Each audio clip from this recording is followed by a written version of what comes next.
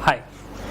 So it recently something that happened in the city conference, right? That's where I actually thought maybe I should look for a space where I should talk about this in a larger with at least our team, right? So one of our fellows actually stood up and said, hey, maybe working alone is actually a good thing, right? So which is actually sometimes makes sense. Fortunately or unfortunately, more often than not, unfortunately also, we are expected to work in team.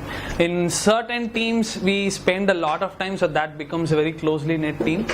There are certain teams where we end up spending really less time, so it is still a team, you just spend less time with the team, right? For example, I actually call all the SSA officers as my team. It's just that I spend really less time with them, right? But end of the day, they are still team too.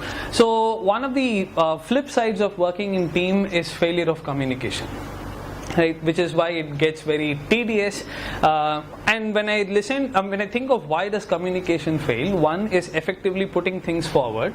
On the other side, listening is communication as well, and most of the time listening fails, right? So we make an assumption that the person is actually hearing everything I am saying the way I meant it to be, which is more often than not true, right? There's a lot of perception that's happening on the background of every person's head, okay? So by that I'll give you an example.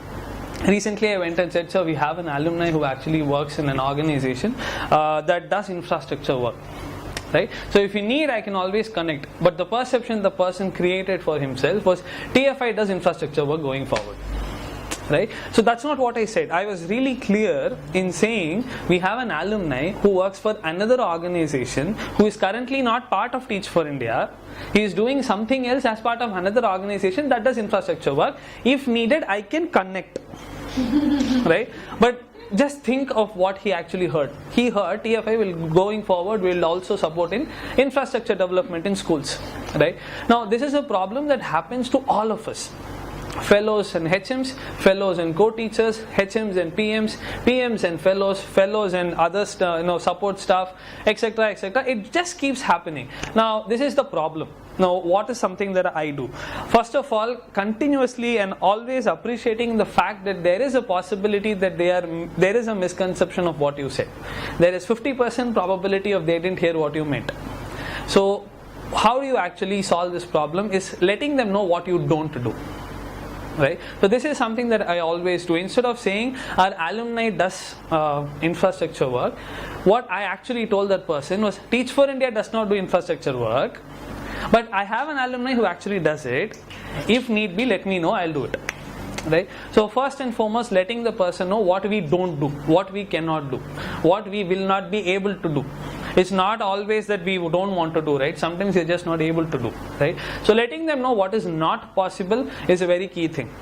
And that comes from the fact that you're always aware that there's 50% probability they're hearing you wrong and understanding you wrong, right? So that is the first thing I do. Second thing is based on the time of conversation I have, the topics are chosen, right? So if it is anything less than a 5-minute conversation, I always emphasize on what we don't do, what we cannot do, what we will not be able to do. If it is anything less than a 5-minute conversation, the emphasis is always on what we cannot do. If the conversation is more than 5 minutes, then I talk about long-term partnerships or long-term conversations and etc. etc.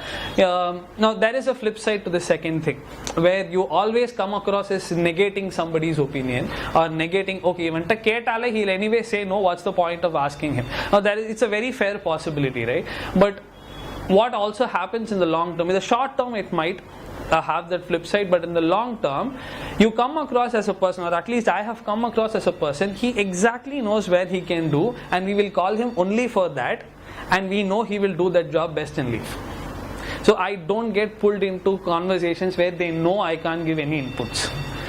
Me or any of us in our team cannot do. For example, student leadership. So when I speak about student leadership to other people, I'm very clear in saying we are experimenting for the first year within TFI classrooms only. Going forward, we will be exploring. When we explore, we will let you know. As of now, we cannot tell you what we can do.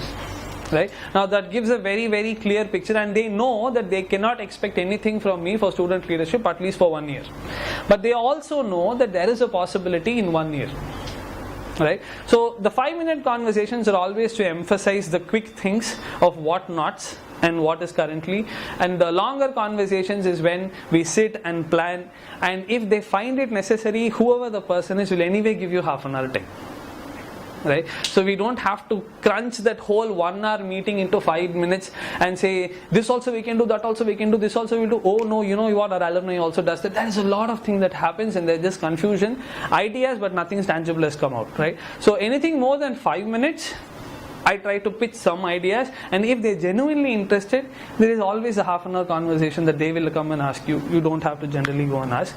At least that's how it's been working for me. Thank you.